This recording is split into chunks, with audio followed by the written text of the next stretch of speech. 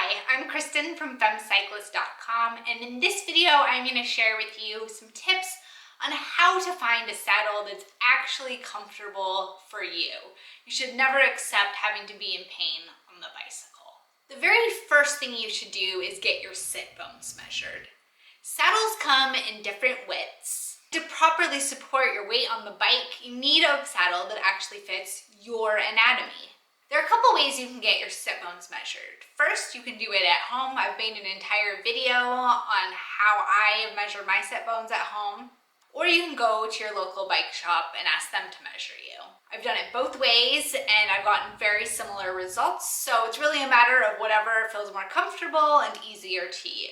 That you can then use that sit bone measurement to start narrowing down your search for saddles. You're automatically going to eliminate some saddles that aren't wide enough or too wide for you. All saddle manufacturers list the width of their saddles, and some even offer their saddles in multiple widths. Secondly, you can consider a gender-specific saddle.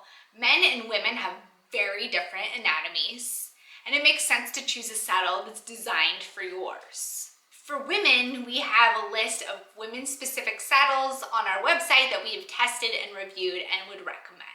My next tip is to try multiple saddles. The best saddle for me isn't going to be the best saddle for you, and the only way to find the one that is the best saddle for you is to try several. For this reason, I recommend going to your local bike shop and seeing if they have a demo program. Some, but not all, do.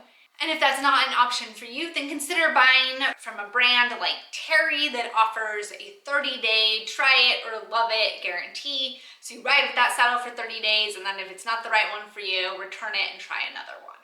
One of the biggest mistakes I see folks making is thinking that the more padding a saddle has, the more comfortable it's going to be. That's why we see those big, silly, bulky saddles, and unfortunately, it just doesn't work. More padding often equates to additional chafing and saddle sores. You want a saddle that's firm but comfortable, and it's going to support your weight on the bike. So if you are on a road bike and you're down in the drops and you're racing in a more aggressive position, you're going to be putting more pressure on your soft tissue and you're going to need a wider cutout.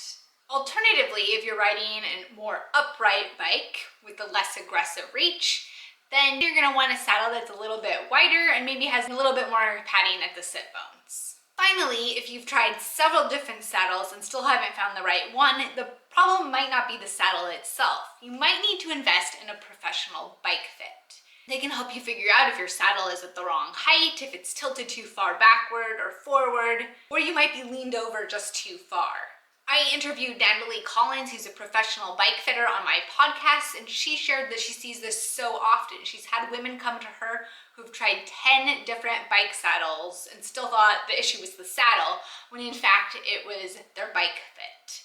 I hope that helps you on your journey towards finding the perfect bike saddle. Don't give up. It is possible. Also, if you're a woman, make sure and head on over to our website, femmecyclist.com, for that list of the best bike saddles for women, and that's in the video description as well.